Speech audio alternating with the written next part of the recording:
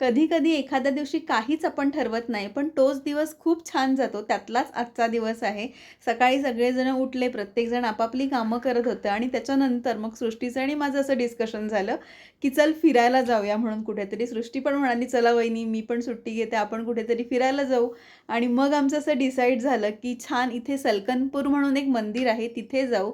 Last time आम्ही इथे आलो होतो, पण आम्हाला दर्शन नव्हतं भेटलं. का ते पण मी तुम्हाला सांगते.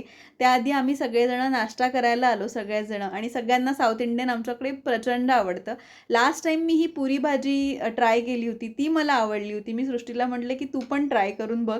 त्यांना पण ती खूप आवडली. त्याच्यानंतर सगळ्यांनी चहा, कॉफी घेतली आणि मग आम्ही निघालो फिरायला. बरं अचानक म्हणजे एकदम 10 मिनिटात ठरलेला प्लॅन आहे हा.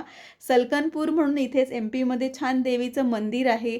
खूप उंच डोंगरावर मंदिर आहे ते. ज्यावेळेला आमचं लग्न झालं त्यावेळेला आम्ही इकडे आलो होतो. पण आम्ही खालूनच गेलो कारण आम्हाला दर्शन नाही भेटलं. त्यावेळेला कोविड चालू होतं आणि त्यावेळेला सगळी म्हणजे ऑलमोस्ट मंदिरं बंद होती. त्याच्यामुळे त्याच्यानंतर आमचं काही येणं झालंच नव्हतं आणि आज सकाळी उठलो, छान अचानक प्लॅन बनला, तर म्हटलं चला जाऊया म्हणून आणि आज सगळेच घरी होते. त्याच्यानंतर छान आम्ही मंदिरामध्ये आलो. खूप उंचावरती मंदिर आहे, पण इथे गाड्या वगैरे जातात आणि जर ज्यांना कुणाला रोपवेने वगैरे जायचं असतं, ते पण रोपवेने येऊ शकतात. आम्ही काही रोपवेने वगैरे नाही आलो. आम्ही डायरेक्ट वरतीच गाडी लावली. कारण रोपवेसाठी वगैरे मग खाली उतरून परत लाईन-वाईन, तिकीट हे सगळं चक्कर आम्हाला नको होतं आणि एकदम आम्ही छान दिवशी आलो होतो, त्याच्यामुळे आम्हाला गर्दी पण अजिबात नव्हती. अगदी दुपारनंतरची वेळ होती, त्याच्यामुळे मंदिर पण पूर्ण खाली-खालीच होतं.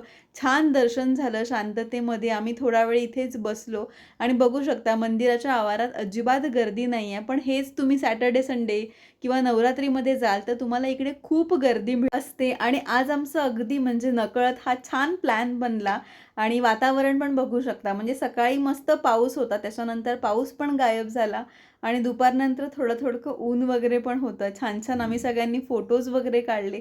मंदिराचा परिसर खूप मोठा आहे. आम्ही छान फिरलो आणि मग लगेचच रिटर्न आलो. कारण आमच्या इथून मला वाटतं 1.5-2 तासाच्या अंतरावरतीच आहे. संध्याकाळी वातावरण पण खूप मस्त झालं होतं.